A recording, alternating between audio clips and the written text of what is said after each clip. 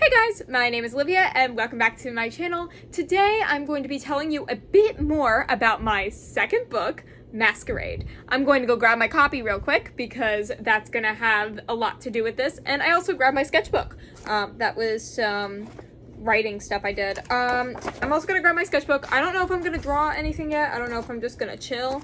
I don't know if I'm going to doodle with pens because I have a lot of pens. Case in point. So we'll see how that goes, but I'm gonna go grab my copy and we're gonna go get started. All right, copy acquired. This wonderful proof is so handy. I'm sorry, I cannot. I love it. It's so great. This is not the final version. This was just making sure there were no printing issues, and there isn't, so yay! Also, this wonderful cover, first fun fact, this wonderful cover was done by my dear friend, Brenna Malone. She did the back and the front and the spine. She is a close friend of mine. If you want to follow her, check out at Freak at Instagram. The name will be here. Okay, the name will be here. She works so hard on this, and I highly recommend you check out her Instagram, if you are interested in commissions, and also if you like this art. So yeah, so that's first fun fact. Yeah, so this book is one of my, I think, favorites I've ever written, which is a high bar, because I've written, I guess, a lot, in a way. I wouldn't say I've written a lot. Well, I've written like 8-9 books in the past, 4 years, because, including drafts, because of how insane I am. But nevertheless, I think this triumphs all of them. That was probably one of my This was a fun book to write. Such a fun book to write. But nevertheless, I am going to get into some things and some frequently asked questions, and also some questions that were in the polls that some people voted for. So we're gonna get into that. Also, just as a disclaimer, if you were watching this for trigger warnings, there will be a full triggers warnings video coming out. If you do not want the trigger warnings, do not watch that video. If you do want the trigger warnings, highly recommend you watch that video. I will be naming a couple here, but not to spoil the book. And also the trigger warnings video, I will do my best not to spoil anything. It's just going to be very broad trigger warnings, if that makes sense. Like for example, one I'm definitely going to name is kidnapping and psychological thriller / horror vibes. There's a lot of psychological horror elements in this book. So if you're not into that, don't read it. Okay, I wouldn't say don't read it. If it's something that you want to get into, it's very mild compared to a lot of other, psychological horror novels that I've read.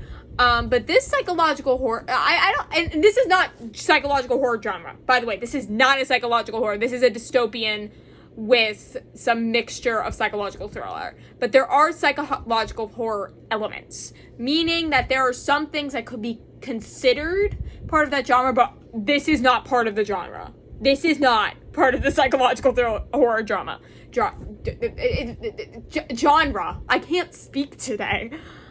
So yeah, there's that. So, if you're into psychological thrillers, and if you like books like Misery by Stephen King, I know that's a very extreme one. That's very extreme, but it does have a lot of the same, I guess, vibes as Masquerade.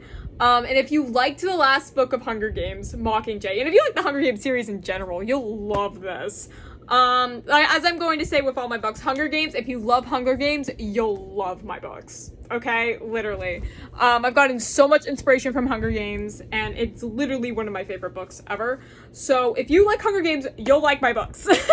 Basically. At least I hope you will. But, I'm not you. I'm not you. Anyways. So yeah, that's like my first fun fact, is that it has a lot more psychological thriller and horror elements than Exposed did. Because if you did read Exposed, which is the first book in this series, in the Experiment series, which is this one, if you did read Exposed, you would notice there were a lot of psychological thriller elements, maybe some psychological horror elements in there as well.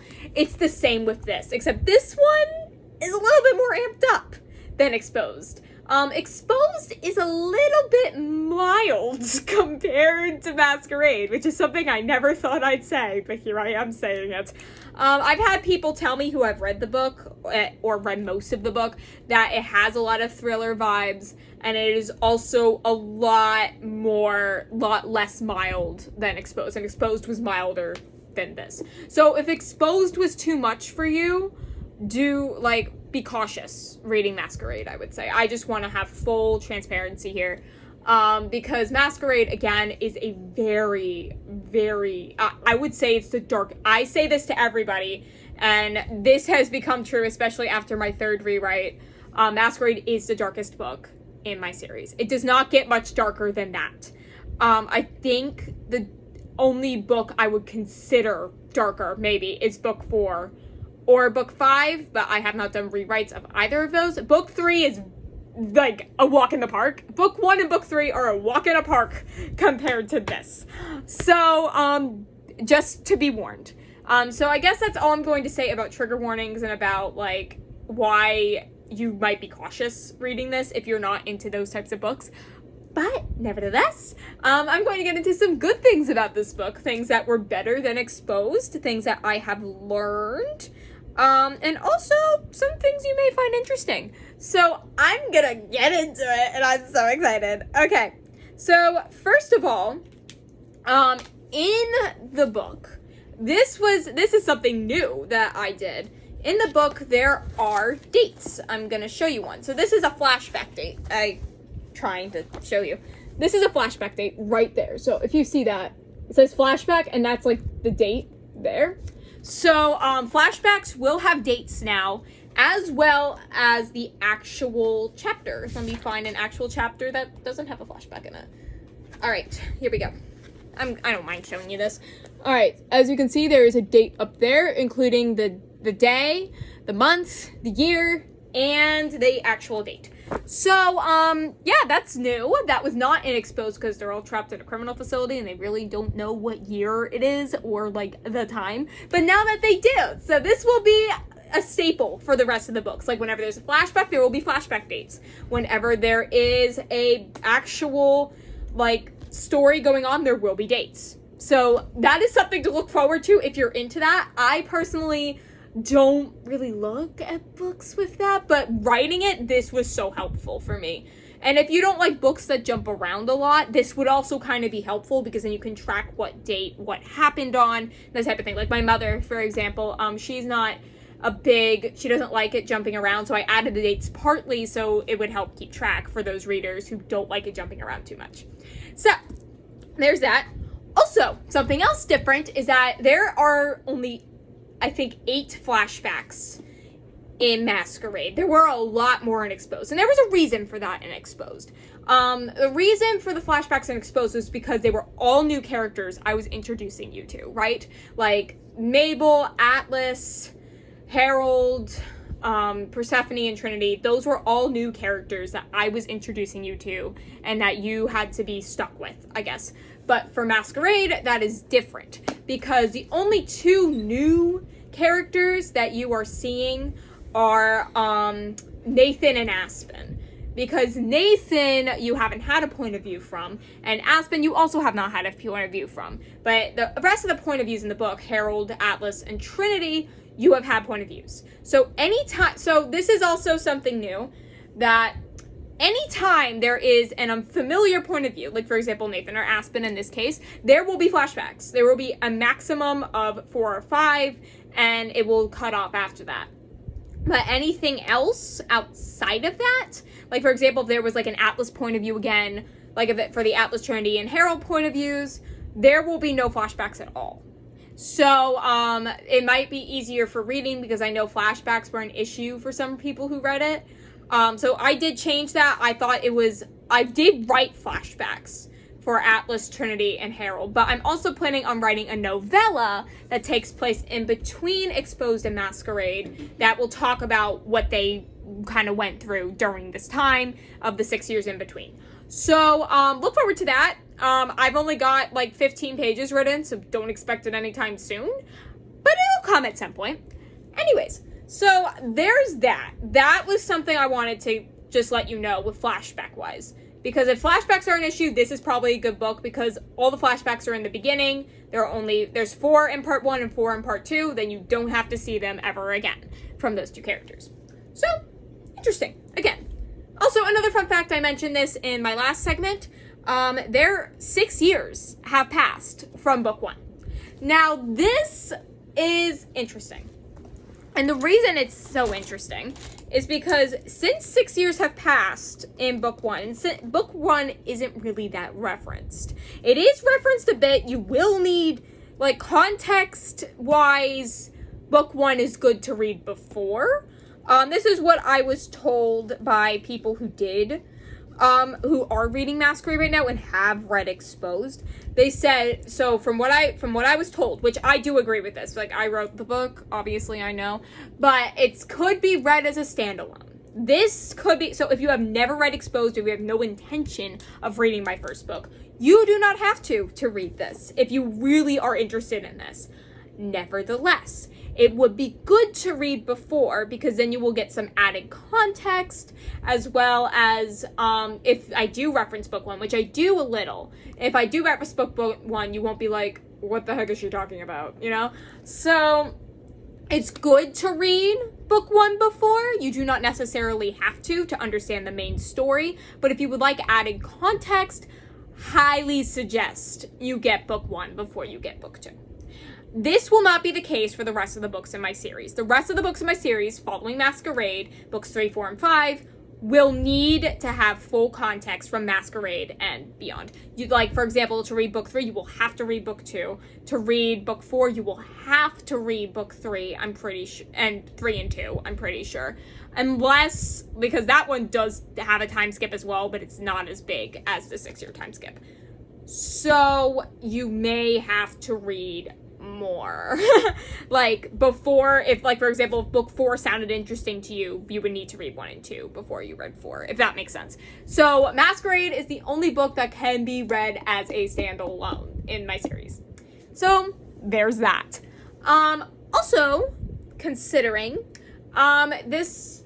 so I think that's what all I want to say on that note. I can't really think of anything else I wanted to say on that note. Trying to think if there was anything else because I feel like there might have been. I just want to make sure because, yeah. So read Exposed if you want added context.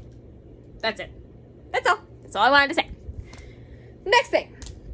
And I also, okay, so if you have stuck this far in the video, thank you so much. I know I ramble a lot, but it's just what I do. And it's wonderful. If you don't like the rambling and if you think these should be more streamlined, please let me know because I will be making an uploading schedule and I will be outlining these at some point. So just let me know if you like this type of video with me just like talking back and forth to you, or if you don't like this type of video and it's stupid and you never want to see it again. Just let me know that in the comments. I really don't care. I'll take the criticism. And I want to listen to my audience. So, and I especially want to cater to my audience. So if you do like these types of videos, please let me know. And then I will keep doing them. If you don't like these types of videos and if they're confusing to follow, which they may be, I mean, like, I talk a lot, but if they're confusing to follow, if it's not something that you think you can continue watching, please let me know so I can adjust. Thank you. Anyways, I'm going to read the synopsis to you now because I'm so proud of this synopsis. And if you have stuck this long into the video, you were I'm pretty sure I read the synopsis before in a short, but I'm also going to read it now just so you could get a good idea of what it's about. Let's read this. So, 6 years have passed since the fall of Pertho. It's now December in the year of 2181. Since the escape of Pertho, the characters have settled and have finally moved on from the horrors endured in that place of destruction. However, the ghosts of their past have returned, more ruthless than ever, prepared to do anything necessary to achieve their revenge. Many players participate in this twisted game of masks and secrets. And the worst part, someone is taken, someone close, now gone without a trace. Even worse, they were taken by someone long thought dead. The others band together, ready to save them. Will they be able to free their friend? Or will they be stopped and forced to live with their failure forever? I love that synopsis. I did such a good job with that synopsis. Anyway, off topic. And also, I noticed a typo in my synopsis, so I'm glad I caught that. I meant from Pertho, not for of Pertho, because we're not escaping the existence of Pertho right here, okay? So, yeah. Anyways, besides the typo, that is the official synopsis. So, if kidnapping stories are interesting to you, I mean, I've got one. If you also like... Okay, and then some common tropes. Now, I'm just going to list off some tropes, and I'm going to end off the video. If you have any other questions about Masquerade, let me know down below, and I will answer them in a short. Thank you guys so much. Hey guys, I had to be interrupted. This is Saturday. I was filming all that Monday, so we're back now. Anyways, common tropes was the last thing I was going to be talking about, so here we are. So one I definitely think of when I think of my book, Masquerade, would definitely be found family. That is a big one. If you love found family stories, highly recommend you take a look at this one. Okay, sorry, there was something that showed up on my thing. I really hope this video continue filming. Anyways, so found family, that is such a big one. I love found family. So yeah, that has a lot of those tropes in there. You're gonna see a lot of people just banding together. They are family, essentially. And that's really just like a given for all my books, really. If you like found family, you will probably like my books. Also, another trope that comes to mind is childhood best friends to lovers. You don't really get to see this much in Masquerade, but in Exposed, there's Atlas and Trinity, who were childhood friends. They were 12 and 14 when they met and became friends. And then whenever they were, how old were they? Whenever they were like in their 20s, they decided to get together, and they are engaged in Masquerade. They start off engaged. So, I guess some childhood friends to lovers. You're also going to see a lot of their history as well. Well, not history per se, but you're gonna see them, like, you know, being really sweet with each other. They're probably the best ship in this book. Don't, if you have a different opinion, please let me know, because mine changes. Anyways, another trope I feel like is a big one. Obviously, kidnapping story, so I guess kidnapping trope. There is no damsel in distress, I mean, is it a damsel in distress trope? I wouldn't say it's a damsel in distress. I'm trying to think, because I can't reveal who the kidnapped POV is, because there is a kidnapped POV, but I can't reveal who was kidnapped, or else the whole book would kind of be spoiled. But yeah. Also, huge revenge trope. If you love revenge, you'll love this book. If you love people like getting revenge on things that have happened years prior, if you love characters who hold a grudge, you'll love this book. What are some other common tropes? Let me think. I can't think of any right now. And another big one that I can think of is probably, like, you know, like, this has a lot to do with Exposed, so if you want to understand this kind of fully, you'll understand, like, I explain it a bit in the beginning of the book, but if you want to understand it a little bit more in depth, highly suggest you read Exposed. But there is a dead character kind of haunting the narrative, if you know what I mean. Like, someone who died prior is kind of haunting the narrative, whether it's in character actions and other things of that nature. So take with that what you will. If you like that, you'll love this. And if you also like some strong female characters, I have very strong female characters. I am told that by almost everyone who's read my books, which is such a big compliment because I work so hard on that. So if you like some strong female characters, you'll love this. And if also I'm pretty sure my male characters are also very strong too, I would say. I've heard a lot of good things about my male main characters. And if you like a lot of character-driven things, you'll love this. And I can't think of any more tropes, really. If you have any that you're wondering if are in Masquerade or not that I have not mentioned, put them down below and I'll let you know, because I'm not very good with tropes. So maybe I'll make a whole trope short, just like condensing this, but I don't know yet. And yeah, that is it. I want to thank you all so much for sticking with me throughout this video. I'm so glad you were able to, I was able to actually film this.